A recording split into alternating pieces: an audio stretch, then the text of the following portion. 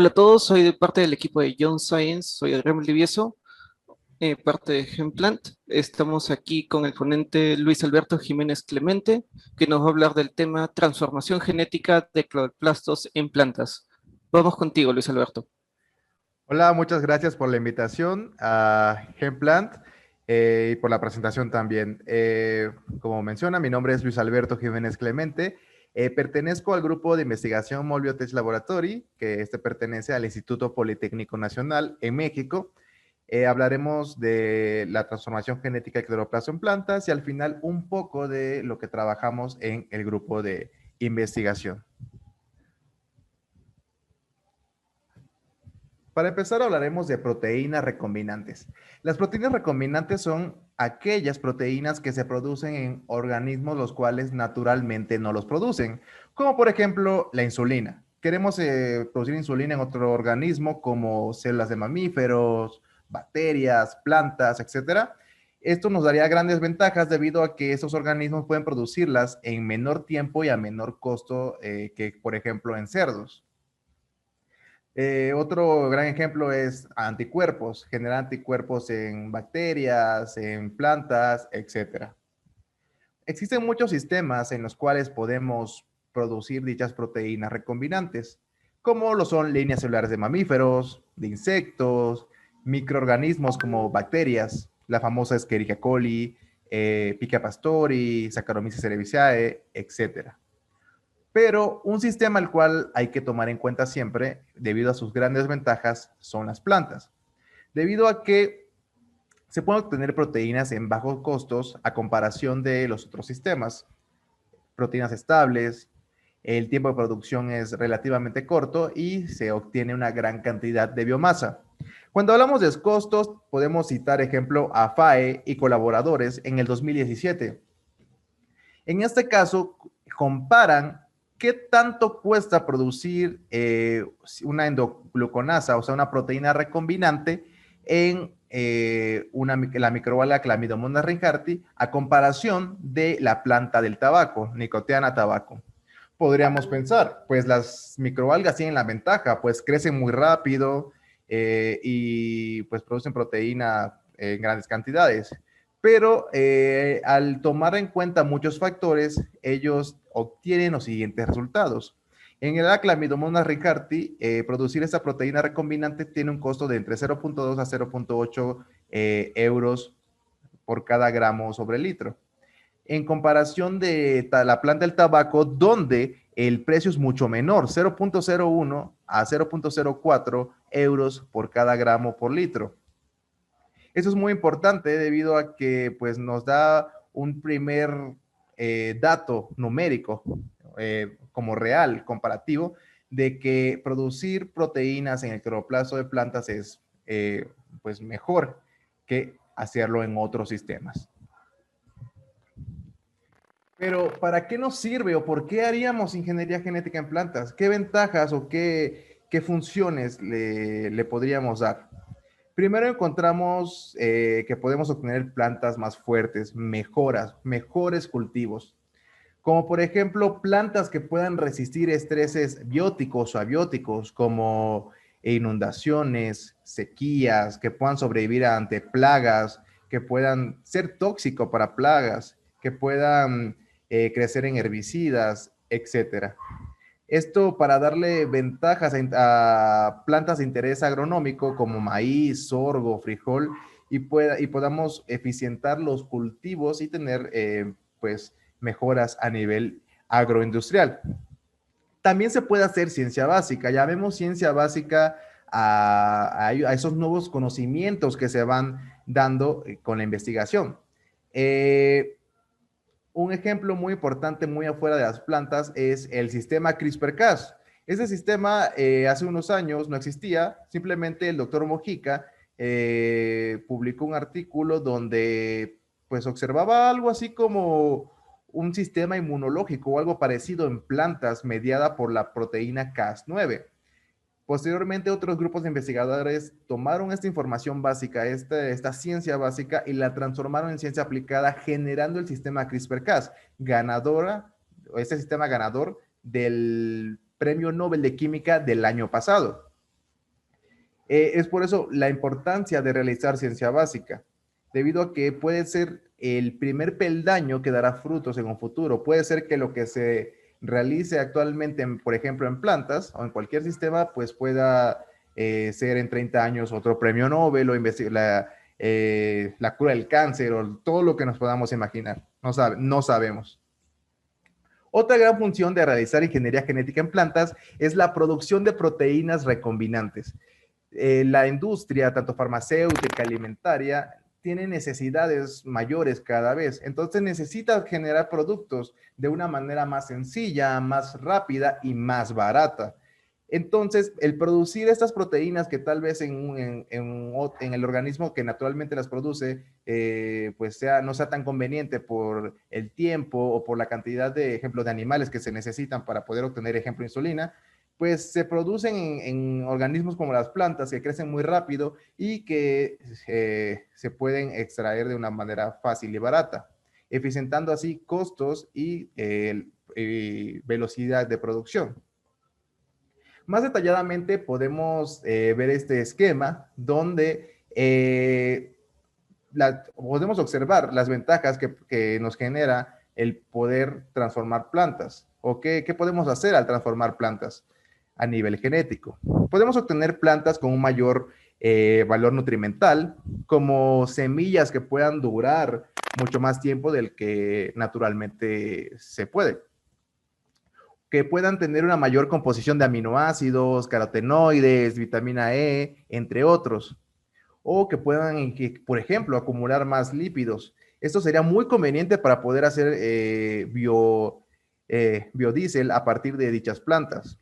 Se pueden regular rutas metabólicas, haciendo, por ejemplo, que plantas puedan obtener una mayor cantidad de nutrientes en el suelo, que puedan crecer más rápido, puedan generar algún pigmento más rápido, etcétera.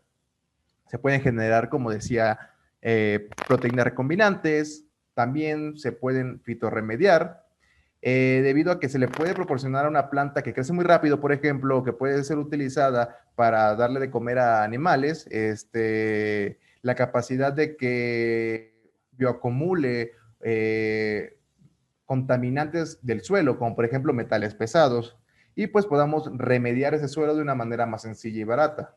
Se pueden generar plantas de colores diferentes o que brillen en la oscuridad.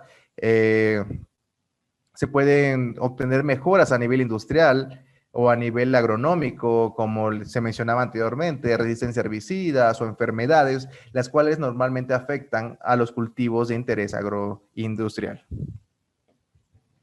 También, bueno, hay que denotar o hay que dar el foco de atención a que en las plantas, a comparación de los demás sistemas, tenemos un organelo que también podemos aprovechar para producir nuestras proteínas recombinantes. Estos son los plastos. Todos conocemos al cloroplasto, el cual le da la coloración verdosa a las plantas y la capacidad de hacer fotosíntesis y pues sobrevivir sin necesidad de una fuente de carbono. Ellas generan su propia fuente de carbono. Estos plastos, al tener su propia maquinaria genética, pues pueden actuar produciendo nuestras proteínas recombinantes, ya que a comparación del núcleo, que por cada célula de la planta tendremos solamente uno, pues en los plastos, por cada célula de la planta tendremos muchos, y cada uno de esos actuará produciendo como mini fábricas de nuestra proteína recombinante. De hecho, ya se ha reportado que la producción de proteínas recombinantes en los plastos es mucho mayor que cuando la transformación se hace al nivel nuclear. Es por eso que se utiliza o tiene un foco de atención mucho mayor los plastos en la actualidad.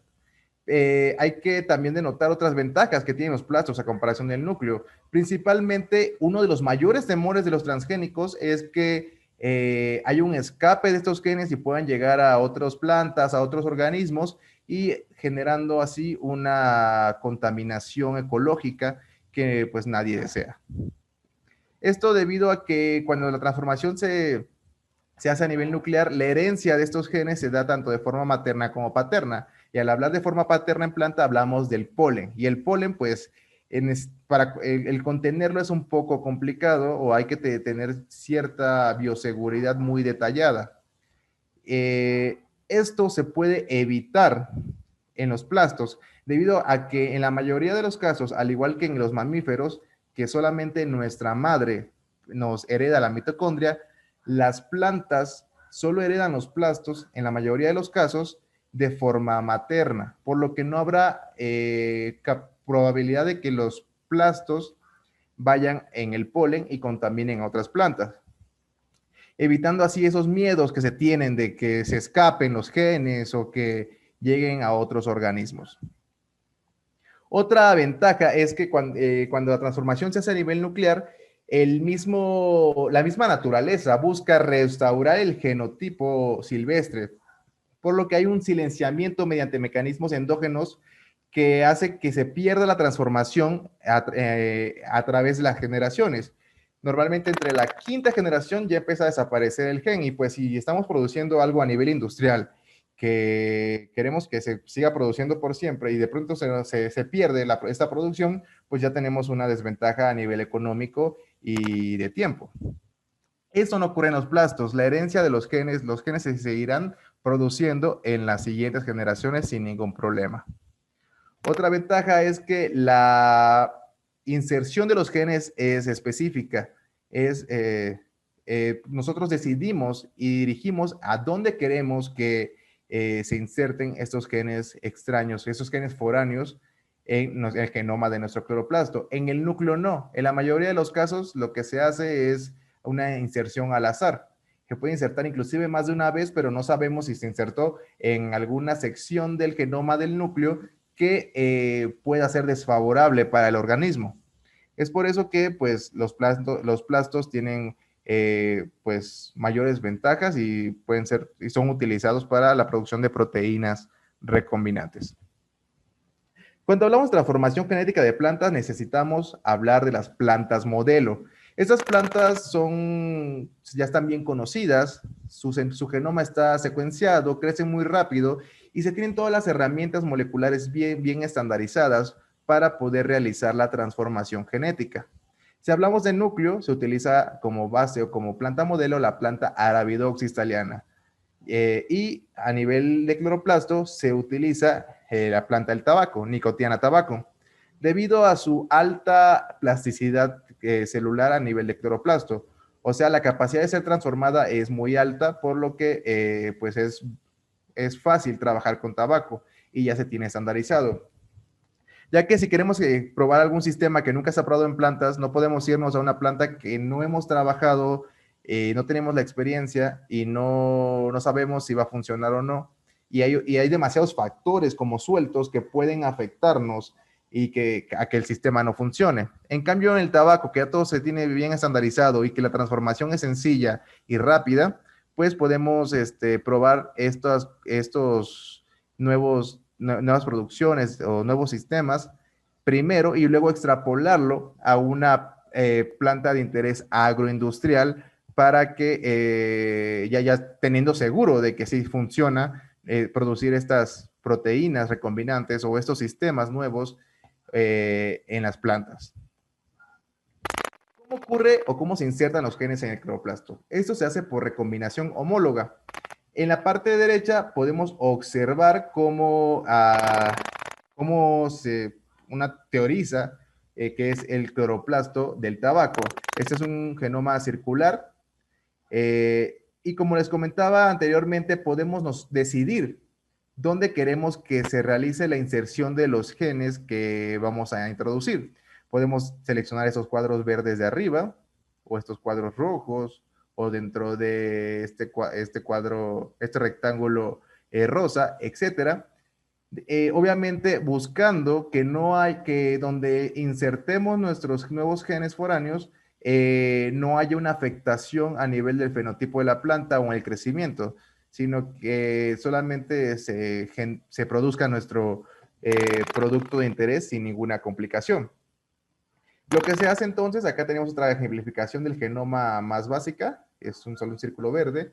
Tomamos las partes de donde queremos que flanquean donde queremos que se inserten nuestros genes, la parte izquierda, la parte derecha, y copiamos la misma secuencia en nuestro gen, en nuestro vector, nuestro plásmido, que será nuestro vehículo que llevará nuestro material genético. Y dentro de esto metemos los genes que queremos expresar. Realizamos los métodos de transformación, los cuales hablaremos en unos momentos. Y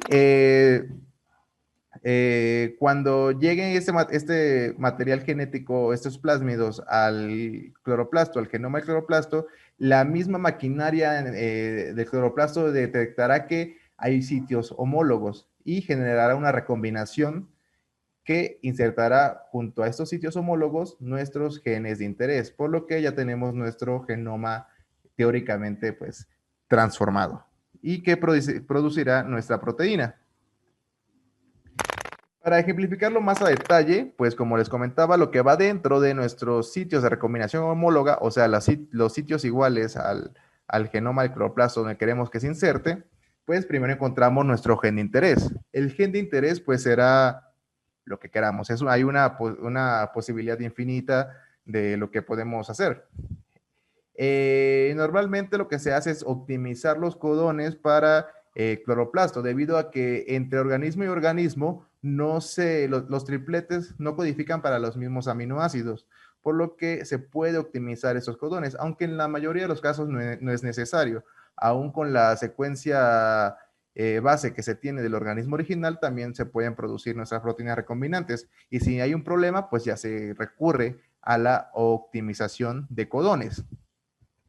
Este gen va a estar regulado por herramientas moleculares, promotores, terminadores, que ya se tienen establecidos. Principalmente en las plantas modelos ya se sabe qué herramientas se pueden utilizar y tienen la mejor eficiencia.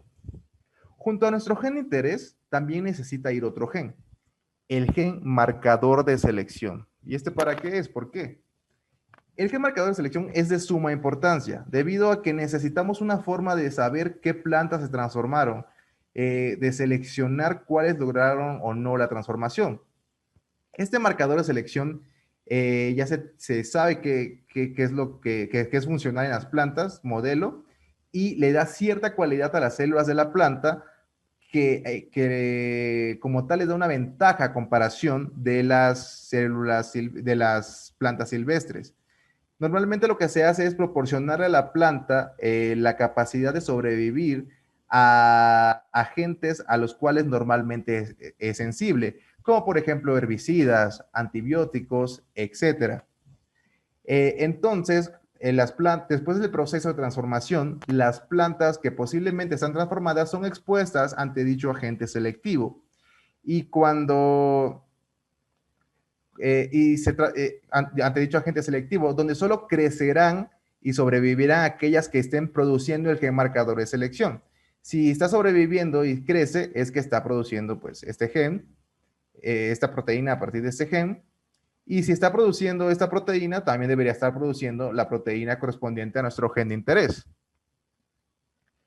Aquí podemos observar una ejemplificación de cómo se observa un plásmido, un vector para el cloroplasto de tabaco. Tenemos los sitios de recombinación homóloga. Este se inserta entre tRNFM y tRNG, que son genes que pues codifican para RNA de transferencia. Y dentro de este tenemos nuestro gen marcador de selección y nuestro gen de interés. Así de sencillo.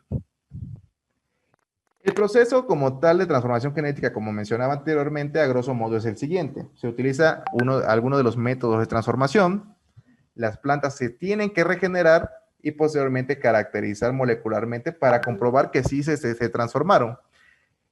Aquí la limitante más grande es la parte de regeneración de las plantas, debido a que las técnicas que actualmente se utilizan para transformar cloroplasto exigen que se tenga estandarizada esta regeneración de plantas, y no en todas las plantas es tan fácil o se tiene estandarizado el poder regenerarlas, por lo que es una limitante. Hablemos de los métodos de transformación de plantas. Existen muchos métodos, algunos químicos, otros físicos, a través de vectores, etc. Pero cuando hablamos de transformación de cloroplasto, necesitamos entonces hablar de los dos que más se utilizan. Encontramos primero el método de transformación por polietilenglicol.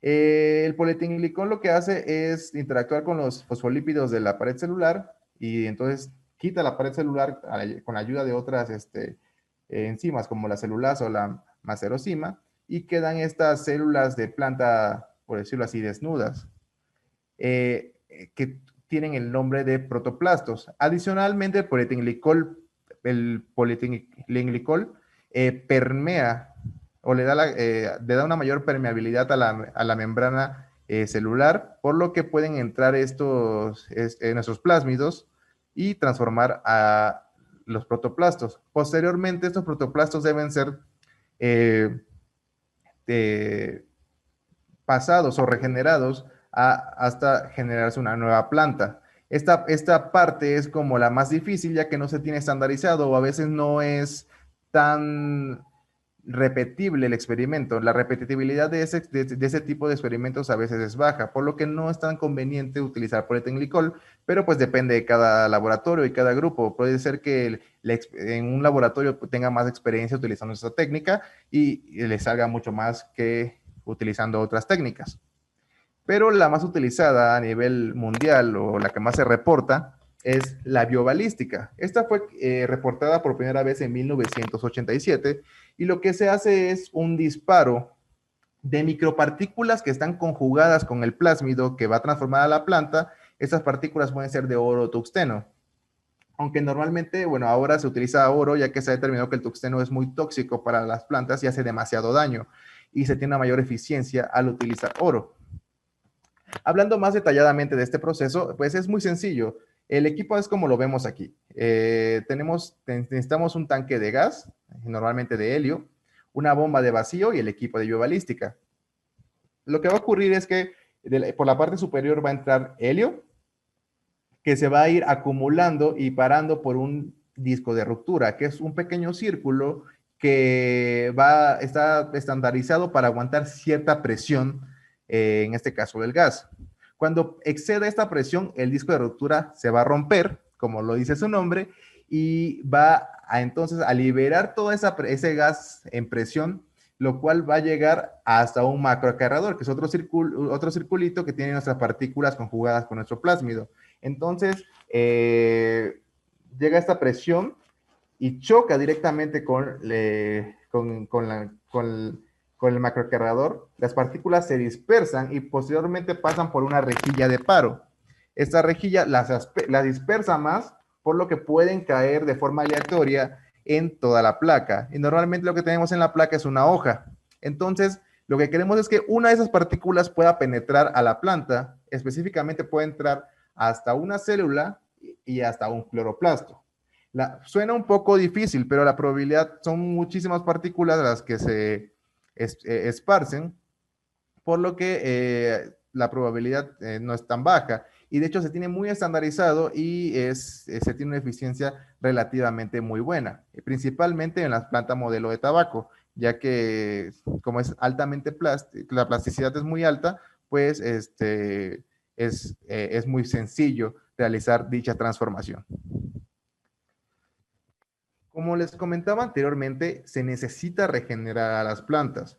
Normalmente para regenerar estas plantas se utiliza el siguiente método. Se necesita micropropagar. Aquí aprovechamos la capacidad potencial de las células de la planta, que a partir de cualquier tejido de una célula podemos regenerar una planta completa. Es algo que solo las plantas pueden hacer. Normalmente para esto utilizamos un medio que tiene todos los macro y micronutrientes que la planta necesita. Además se adicionan fitohormonas, auxinas y citocininas que regularán que la planta empiece a diferenciarse, generándose una organogénesis en este caso, para obtener una planta nueva. ¿Qué es lo que pasa? Ponemos pedazos de una hoja, las dejamos en nuestro medio específico para cada planta y después de un tiempo, entonces podemos ver organogénesis a partir de estos pequeños brotes. Primeramente tejido calloso y después brotes. Estos brotes pueden pasarse a un proceso de enraizamiento en otro medio para que empiece a crecer y generarse una planta completa. La planta empieza a tomar, pues decirlo así, la forma de una planta y esta pasa un proceso de aclimatación, debido a que si la pasamos directamente a tierra a condiciones de invernadero, pues puede morirse porque aquí en la fase de enraizamiento, que todavía está in vitro, tiene todos los nutrientes, todas las características, humedad necesarias para sobrevivir. Y la pasamos a un medio donde ya necesita empezar a trabajar, entonces pues la pobre planta necesita acostumbrarse primero a este medio para poder posteriormente pasar a invernadero y pues crecer una planta normal, una planta completa. Eh, esto es necesario o se tiene que hacer cuando se transforman plantas, debido a que aquí es donde ocurre la selección. Después del proceso de transformación, pongamos que utilizamos biobalística, la hoja bombardeada se corta en pequeños cuadros de 1 centímetro por 1 centímetro y se adiciona en el medio, pero en el medio vamos a adicionar el agente selectivo al cual va a obtener resistencia si produce el gen marcador de selección. Entonces, solamente se podrán regenerar y van a poder darnos brotes, nuevos órganos, las plantas que están transformadas y están produciendo el gen marcador de selección. Si están produciendo el gen marcador de selección, pues van a poder crecer y llegar a ser una planta completa. Y pues, teóricamente debería estar produciendo nuestra proteína de interés.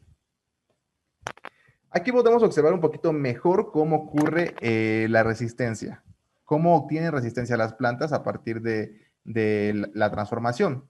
Esta es una ejemplificación, la parte de la foto derecha superior, de la selección cuando se utiliza espectinomicina. Este antibiótico no, hace que las células no puedan producir proteínas, por lo que no pueden sobrevivir con el tiempo. Observamos que el tejido se vuelve clorótico y pues la característica principal es que no se regenera. Pero en este brote, en este explante que también se ve completamente clorótico, vemos que sale una pequeña planta. Esa planta es la que posiblemente está transformada porque está creciendo y regenerándose en el medio con el agente selectivo, aquí en este caso, espectinomicina. Acá vemos también cómo todo el tejido está muerto en la imagen de abajo, pero empiezan a nacer pequeños brotes que darán lugar a posiblemente a plantas transformadas, porque también pueden ocurrir resistencias espontáneas, pero pues depende qué agente selectivo utilicemos. Y pues aquí se ejemplifica mejor cómo las líneas silvestres pues no crecen en el agente selectivo a comparación de las líneas transformadas que sí pueden crecer en el medio con el agente selectivo. Solo para ejemplificar mejor cómo ocurre la regeneración de plantas, podemos citar a Cayano y colaboradores en el 2017. Aquí tiene una ejemplificación que para mí es de las mejores, de cómo ocurre o cómo se regulan los genes cuando se adicionan las fitohormonas, que son como pues, uno de los que juegan uno de los papeles más importantes en la regeneración de las plantas. Entonces, no tiñen, fusionan genes con proteínas reporteras, proteínas fluorescentes. Una proteína fluorescente roja la fusiona con el gen REP. Otra proteína verde la fusiona con el gen CAN y una proteína azul, que es la PIN1, que es un transportador de auxinas, la fusionan, con una proteína reportera azul. Vemos que pues cuando en su estado base, el explante, la célula está expresando los genes, pero con cierta regulación. Se observa que el transportador de auxina está activo en todas las células de la planta. Pero después de 15 horas en donde se adiciona al medio ácido naftalacético, que es una auxina, y pues es uno de los reguladores de crecimiento más utilizados, hay un aumento en la expresión de los genes, en este caso REP, que se observa de rojo, se empiezan a ver más puntitos rojos, lo que nos está diciendo que se está expresando más que cuando se tenía cuando no había presencia de la auxina. Y también hay el verde, que es CAN, lo está regulando. En la parte izquierda podemos observar de mejor manera qué es lo que está ocurriendo. Lo que hace REP es darle al haber auxinas, se sobreexpresa y da como la señal de que se va a generar un nuevo órgano. Entonces empieza una sobreexpresión en cierta parte de la célula y ahí es donde empieza a nacer el nuevo brote. El gen CAN lo que hace es delimitar la zona que le dará la forma como tal a la hoja. Es por eso que a veces cuando se hacen transformaciones y algunos genes se ven desregulados, se obtienen hojas aberrantes o hojas deformes porque hay un desequilibrio en la expresión de estos genes. Entonces, REP ayuda a que se empiece a formar un nuevo órgano. Y CAM ayuda a que se limite y le vaya dando forma a este órgano nuevo.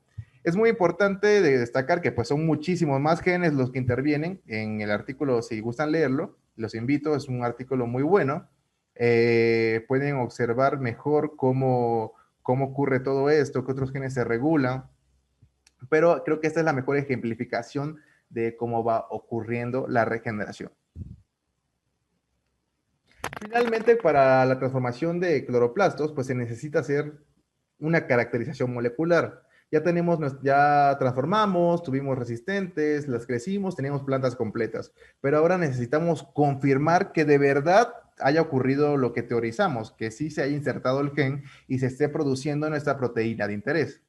Se hace normalmente PCR primero para verificar la presencia del gen, Western blots para verificar la expresión de las proteínas, Southern blot para confirmar la inserción del gen y Northern blot, y también aquí podría entrar la QRT-PCR para verificar que el gen se esté transcribiendo. Son como las técnicas de base que se tienen que hacer para poder decir que sí, nuestra planta está produciendo esa proteína y sí se insertó en el cloroplasto.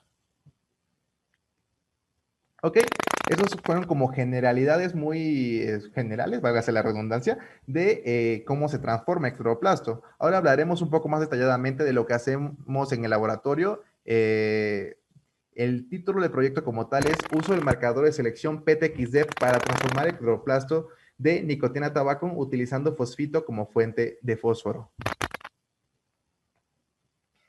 Como comentábamos en un principio, pues las plantas nos dan muchísimas ventajas. Y para poder transformarlas necesitamos que junto a nuestro gen de interés se adicione el gen marcador de selección, que le dará a la planta la cualidad o una resistencia ante algún agente selectivo, al cual la planta silvestre no puede sobrevivir, es sensible. Se han utilizado una gran variedad de marcadores de selección en el cloroplasto de tabaco. A través del tiempo se han reportado. Una de las clasificaciones que a mí más me gustan, porque hay muchísimas clasificaciones, es la siguiente. Podemos encontrar los que actúan a nivel de la fotosíntesis. Lo que se hace aquí normalmente es que se tiene una línea de plantas en las cuales hay una deleción de un gen importante o necesario para la fotosíntesis. Cuando se adiciona a nuestro gen de interés, pues el gen que estaba deletado se completa de nuevo y pues ya la planta puede hacer fotosíntesis. Esta casi no se utiliza debido a que la eficiencia es muy baja y pues no es muy conveniente. En cambio, también tenemos los que proporcionan resistencia a herbicidas. Como lo dice su nombre, le va a dar la capacidad a la planta de sobrevivir a herbicidas a los cuales naturalmente posiblemente es sensible, como fosfinotricina, glifosato, isosafrutol. Y al igual los que dan resistencia a antibióticos, estos son los más utilizados debido a su alta eficiencia. Siendo los más utilizados, los que proporcionan resistencia a espectinomicina o canamicina. También podemos observar los que actúan a nivel de metabolismo. Le proporcionan a la planta la capacidad de sobrevivir o poder metabolizar compuestos a los cuales naturalmente son sensibles o no pueden metabolizarlos, como la 5-fluorocitosina o análogos del triptófano. Aquí lo importante que hay que denotar es que los más utilizados y casi realmente el que se utiliza en la mayoría de los artículos es el gen ADA que proporciona resistencia a espectinomicina, pero entran entre esta clasificación de resistencia a antibióticos. Eso es un problema debido a que se teme que hay un escape de estos genes a otros organismos, puedan llegar a otras plantas, otros organismos, generándose un problema epidemiológico. Además de que normalmente la disposición del antibiótico, que es caro, no es la adecuada. Por lo que inclusive en algunos gobiernos se exige que para sacar un transgénico o un organismo transplastómico, se exige que se elimine el marcador de selección antes de poder utilizarlo. Pero el elimina, o sea, ya que tenemos nuestra planta confirmada que está produciendo nuestra proteína recombinante de interés, todavía necesitamos eliminar el marcador de selección. Esto puede llegar a ser muy inconveniente debido a que no se tiene estandarizado en todas las plantas cómo eliminarlos y pues ciertamente es hasta cierto punto difícil y pues es algo muy inconveniente. Por lo que se busca encontrar nuevos marcadores de selección que no estén o entren en la clasificación de que proporcionen resistencia a herbicidas o antibióticos, pero que tengan la misma eficiencia que cuando se utilizan este tipo de marcadores de selección. Es por eso que nuestro grupo de trabajo se fijó en este gen, el gen PTXD. Este codifica para la proteína fosfito-oxidorreductasa, también conocida como fosfito-deshidrogenasa. Esta la encontramos naturalmente en la bacteria Pseudomonas tuseri. Esta bacteria tiene la característica de que puede sobrevivir en ambientes no ideales, donde solamente se tiene fosfito como fuente de fósforo. Y lo que le da esa capacidad es esta proteína, la fosfito-oxidorreductasa, a partir del gen PTXD. Recordemos que solamente la mayoría de los organismos puede asimilar el fósforo cuando está en su versión más oxidada, en la forma de fosfato. Entonces, es muy raro encontrar organismos que puedan sobrevivir en ambientes donde solo se tiene fosfito como fuente de fósforo. Y lo que pasa con esta enzima es que cataliza una reacción donde oxida el fosfito con ayuda de nicotinamida dinucleótido y lo transforma en fosfato. Entonces, puede estar el ambiente lleno de fosfito, pero esta proteína hará que se convierta en fosfato y pueda ser asimilable, en este caso por la bacteria. Y este fundamento es el que utilizamos o queremos utilizar para ser utilizado como un nuevo marcador de selección para el cloroplasto. Realmente ya se ha utilizado o se ha estudiado su uso para mejora de cultivo, debido a que pues el hecho de que una planta, por ejemplo, pueda utilizar fosfito como fuente de fósforo, pues es muy conveniente debido a que pues, pues da ahorros a nivel de fertilizantes, etcétera. Y pues en el suelo se encuentra una mayor proporción de fosfito que de fosfato, por lo que podría ayudar mucho a los cultivos. Y también como gen marcador de selección, pero solamente a nivel nuclear. En plantas como Arabidopsis tabaco, maíz, sorgo, etc. Y en otros organismos como Saccharomyces cerevisiae y Chlamydomonas reinhardti. Pero pues nuestro fin es utilizarlo en el cloroplasto, que es donde hay un arsenal de marcadores de selección más limitados. En el núcleo hay una amplia variedad de marcadores de selección, pero en cloroplasto el que se utiliza de base es el ADA, que da resistencia a un antibiótico. En el grupo de trabajo ya se ha trabajado, válgase la redundancia otra vez, con este gen como marcador de selección en cloroplasto. El primer acercamiento se hizo en el larga Chlamydomonas reinhardti, donde se obtuvo cepas las cuales podían utilizar fosfito como fuente de fósforo utilizando el gen PTXD en cloroplasto. Vemos que la línea silvestre no puede crecer, pero las transformantes sí. Esto le da grandes ventajas a esta microalga debido a que a veces se utilizan bioreactores abiertos en los cuales normalmente se contaminan por diversos organismos como protozoarios. Entonces, se puede utilizar un medio con fosfito como única fuente de fósforo y pues todos esos organismos no podrán contaminar a las algas, debido a que pues solamente hay fosfito como fuente de fósforo y pues solamente crecerá nuestra alga, teniendo así bueno, disminuyendo costos y una ventaja mucho mayor. Les invito a leer el artículo, es de Sandoval en el 2018. Por todo lo anterior, el objetivo de ese trabajo fue modificar genéticamente el cloroplasto de tabaco con el gen PTXD para permitir la asimilación de fosfito con el fin de establecer un nuevo marcador de selección. El primer paso, o lo que teníamos que verificar, es que realmente que la planta del tabaco es sensible a fosfito, aunque hasta el momento no se ha reportado ninguna planta que pueda asimilar fosfito como fuente de fósforo, solo pueden utilizar fosfato. Utilizamos como medio control positivo el medio sin selección. Ese es el medio con los nutrientes y las fitohormonas adecuadas para la regeneración de tabaco. Observamos que para el día 26 hay un crecimiento enorme de los brotes. Tenemos brotes, que es lo que ocurre normalmente. También probamos en un medio donde no se tenía ninguna fuente de fósforo. Obviamente, al no haber fósforo y ser esencial para la vida, para el día 26 no hay regeneración. Y de hecho se observa cómo el tejido está completamente necrotizado. Se evaluó también un medio con ambas fuentes de fósforo, fosfito, fosfato. Observamos que para el día 26 sí hay regeneración, pero es mucho menor a comparación del control y se observa cierto color clorótico. Esto probablemente debido a que los transportadores celulares del fosfito no distinguen entre fosfito y fosfato, por lo que hay una competencia entre ambos y el fosfito entra a la célula pero no puede ser asimilado, así que pues se queda ahí, estorbando, por decirlo así. Y pues por eso hay como una disminución en la capacidad de regeneración del tabaco, en este caso al utilizar este medio. Finalmente, ahora se probó si realmente cuando se utiliza fosfito como única fuente de fósforo, las plantas no se pueden regenerar.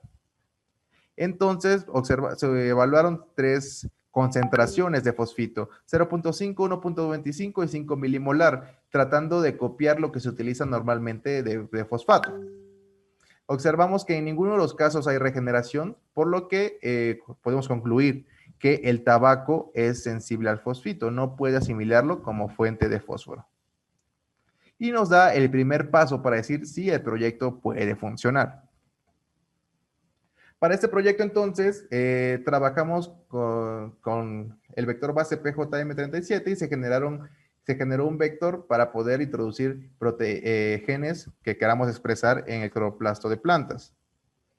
Y pues en este vector introducimos el gen PTXD y se acompaña con un gen marcador de selección AADA. Se preguntarán, ¿para qué ponemos este si queremos probar el otro? Pues justamente queríamos hacer una comparación de entre nuestro nuevo marcador de selección contra el marcador de selección más utilizado para el cloroplasto de tabaco. Y estos fueron los resultados. Nosotros trabajamos con biobalística. Después del proceso de biobalística se introdujeron o se expusieron los explantes de la hoja a diferentes medios. En el control positivo evaluamos que el proceso de transformación no disminuyera la viabilidad de las células para regenerarse. Observamos que para el día 14 hay regeneración, para el día 42, cuando no hay selección, pues se regenera. O sea, la viabilidad es buena. El comportamiento del control negativo, que es el medio sin ninguna fuente de fósforo, es el mismo. El explante no se regenera y empieza a necrotizarse.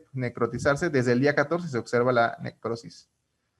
Y pues el más importante, que es cuando se utiliza fosfito como única fuente de fósforo, observamos anteriormente que pues no podía regenerarse, pero aquí empezamos a observar pequeños brotes correspondientes a las posibles transformantes, que posteriormente confirmamos y sí estaban transformadas expresando el gen PTXD. O sea, el gen sí funciona como marcador de selección para el cloroplasto de tabaco. También se evaluó el medio cuando se adiciona espectinomicina, también se obtuvieron algunos brotes, y aquí es esa es la tendencia de cómo se observa el explante después de a los 14 y 42 días. Se evaluaron también ambas fuentes de fósforo, ambas selecciones, perdón. Cuando el medio se adiciona al medio con fosfito como única fuente de fósforo, se adiciona espectinomicina, pero la selección fue tanta que, pues, en este caso no se pudo obtener ningún brote. Los resultados fueron los siguientes. El porcentaje o la eficiencia de transformación, que es correspondiente a qué tantos brotes obtuvimos en cada evento de transformación, pues obtenemos una eficiencia del 45% utilizando espectinomicina, que es el más utilizado por su gran eficiencia. Y tenemos, sorprendentemente, al utilizar fosfito como agente selectivo, un 72% de eficiencia de transformación, por lo que nos está diciendo que nuestro marcador de selección podría llegar a ser más eficiente que utilizar espectinomicina como agente selectivo. Pero pues para poder pues confirmar que esto es cierto, necesitaríamos hacer muchos más eventos para que esto sea estadísticamente pues comprobable. Pero pues es un acercamiento y pues nos dice que nuestro marcador de selección es funcional. Y al evaluar ambas fuentes de selección, pues no se obtuvo ningún brote. Aquí observamos cómo nuestros brotes empiezan a crecer en la fase de enraizamiento hasta obtener una planta completa. Para la confirmación de que sí se insertó el gen de forma preliminar, se realizó PCR. Se observa que en las líneas silvestres, que son las correspondientes al carril 5 y 6, no hay amplificación del gen PTXD ni del gen ADA. ¿Por qué? Porque pues no los tiene, es el genoma silvestre. Pero en las plantas posiblemente transformadas sí encontramos tanto PTXD como ADA. Esa es una planta que se obtuvo al seleccionar con espectinomicina y esa es una planta que se obtuvo al seleccionar con fosfito como única fuente de fósforo. En ambos casos confirmamos que están transformadas y se insertaron tanto nuestro gen de interés como nuestro gen ADA. Seguimos trabajando para poder confirmar que se esté traduciendo y se esté transcribiendo nuestro gen y poder realizar la publicación en unos meses. Y las conclusiones fueron las siguientes. Tras las pruebas de sensibilidad se demostró que los explantes de tabaco son sensibles ante diversas concentraciones de fosfito en el medio.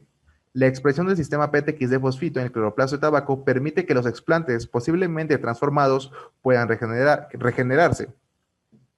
El sistema PTX de fosfito puede ser utilizado como marcador de selección para el cloroplasto de planta de tabaco. Al realizar la selección fosfito de tabaco modificado con el gen PTXD, los brotes aparecen en menor tiempo en comparación con el gen ADA. Y pues las perspectivas del trabajo serían las siguientes.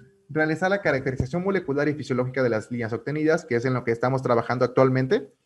Evaluar la herencia del gen en las generaciones. Eso teóricamente no debería ser un problema. Evaluar si el sistema PTX de fosfito es funcional para el cloroplasto de plantas de interés agroindustrial.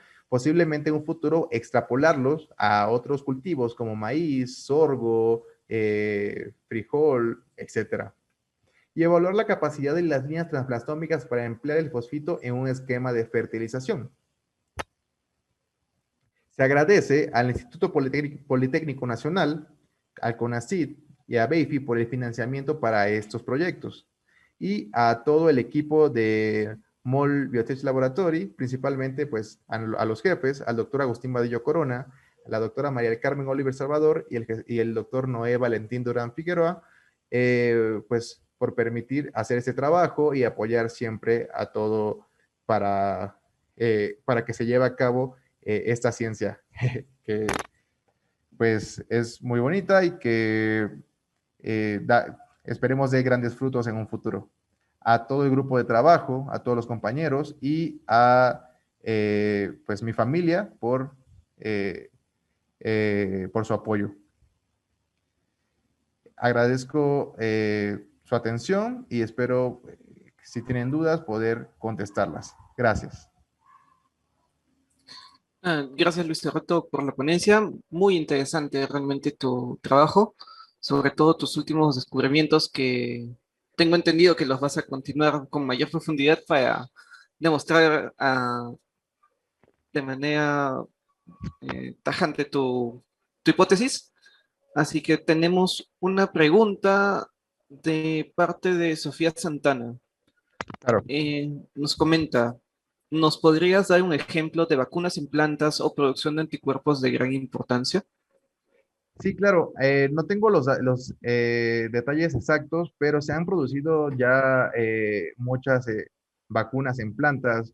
Eh, si no mal recuerdo, una que sí es seguro que se ha publicado es contra Mycobacterium tuberculosis en la planta del tabaco. Normalmente, como les comentaba, se realiza primero en tabaco para poder comprobar que sí se puede y posteriormente se pasa a otras plantas. Claro, ese trabajo se quedó ahí, pero también se busca generar estas proteínas recombinantes, en este caso estas vacunas, en otras plantas más amigables, porque pues, el tabaco tiene una gran cantidad de alcaloides que no lo hacen no lo hacen conveniente. Entonces también se busca producir proteínas, ejemplo, en lechuga, que simplemente se genere una vacuna comestible, una vacuna que solamente tú te comas la lechuga en cierta cantidad y te puedas inmunizar contra algún microorganismo. De hecho, actualmente también hay un grupo que está a punto de publicar de Nueva York, eh, también la producción de subunidades, o sea, partes del virus del SARS-CoV-2, que actualmente está afectando mucho, pero pues también se necesitan muchos más estudios para poder realizarlo. Sí, se trabaja mucho en generar vacunas, pero falta también que lo extrapolen a nivel industrial. En el caso de anticuerpos, se generan pues muchos anticuerpos. Se han generado anticuerpos tanto en tabaco como en otras plantas y el foco actual es generar nanobodies, que son anticuerpos pequeños que se encuentran normalmente en camellos, en tiburones, que tienen muchas más ventajas. Y también muchos grupos están trabajando en eso. Mm, Listo, muchas gracias por tu respuesta. Asimismo, nos ha dejado una segunda pregunta. Claro. Es, ¿cuál es el vector más idóneo para la modificación de las plantas? Supongo que se refiere dentro del plasmid, ¿no? Sí, el vector más idóneo dependerá de la planta que se vaya a trabajar. Hay vectores para tabaco, hay vectores para lechuga, hay vectores para maíz, etcétera. Va a depender completamente de la planta y pues porque la secuencia de cada una de los genes va cambiando entre planta y planta. Pues sí, directamente dependerá de la planta y pues de las necesidades que se tenga de producción. Puede ser que queramos producir poquito para que no afecte la planta, puede ser que queramos producir muchísimo y utilicemos otras herramientas. Va a ir variando, son muchos factores los que intervienen en esos casos. Kevin Lee nos pregunta si se ha realizado algún pretratamiento a las células para que se hagan más competentes y que la balística funcione de manera adecuada o se hace de una manera directa con las células. Sí, no tengo el dato exacto ahora, pero hay algunas plantas que no se regeneran muy fácilmente, como el frijol, pero se han insertado algunos genes que intervienen para que puedan regenerarse de una manera más fácil, que naturalmente no los tienen, y pues sí han tenido buenos frutos. Aún no se han extrapolado a plantas como el frijol, pero son de gran interés el poder expresar estos genes y hacer que plantas que no se pueden regenerar por las características naturales que tienen, pues puedan regenerarse y pues por ende puedan transformarse. Y pues como les decía, es un mundo entero el campo de las plantas y toda la parte genética. Mario Líquez nos comenta, si bien usted ha comentado varias de las ventajas de la utilización de la modificación de cloroplastos, ¿cuáles serían los limitantes en este momento, según la tecnología actual, de esta tecnología, de este avance, ¿no? Sí, pues la principal limitante es que no se tienen técnicas de transformación en las cuales podamos saltarnos la parte de regeneración, por lo que, por ejemplo, plantas como el frijol no se pueden transformar tan fácilmente, o la repetitividad de esos procesos no son, no es buena. Por lo que la limitante real es esa, de que no todas las plantas pueden transformarse con los métodos que actualmente existen, pero pues como les decía, la ciencia básica creo que va aumentando y que algún día podemos Ujú. obtener nuevas técnicas o poder solucionar esas problemáticas. Muchas gracias. Ya para terminar, acá hay una pregunta de Gema. Nos dice, en su opinión, ¿por qué al usar ambos fosfitos con espectinomicina, la eficiencia de transformación fue nula? ¿Cuál cree Eh, que es su visión de qué ha pasado ahí, ¿no? Me imagino que habla con respecto a ambas selecciones, cuando se utiliza tanto fosfito como fuente de fósforo y espectromicina. Una de las teorías que tenemos es que, bueno, para que la espectromicina lo que hace es que no se puedan producir proteínas. El gen PTXD o sea, es para producir la fosfitooxidorreductasa. Entonces aquí hay una competencia. La espectromicina está haciendo que no se produzca la fosfitooxidorreductasa. Y como no hay fósforo en el medio, necesitamos que la fosfitooxidorreductasa lo oxide a fosfato. Y la espectrinomicina necesita fosfato. Entonces, digo, fósforo.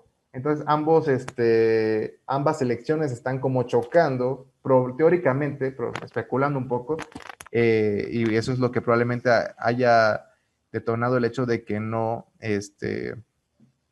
hayamos tenido ninguna regeneración en estos casos, pero pues es algo como les comentaba también, en este caso hay que hacer más estudios para poder confirmar esas hipótesis y pues es así como nacen nuevos trabajos a partir de resultados. Los resultados generan más preguntas siempre y así va generándose la ciencia. Muchas gracias, Luis Alberto. Yo tengo una pregunta más. ¿Qué le Claro. recomendarías a los jóvenes que quieren iniciarse en este campo? ¿Cuál sería tu consejo de ya investigador experimentado? Yo creo que lo mejor es que se acerquen, que prueben el mundo. Siempre hay como estancias o veranos científicos. Hay muchos programas para poder empezar a empaparte un poco de la ciencia y probar que realmente, para verificar que realmente es lo que te gusta.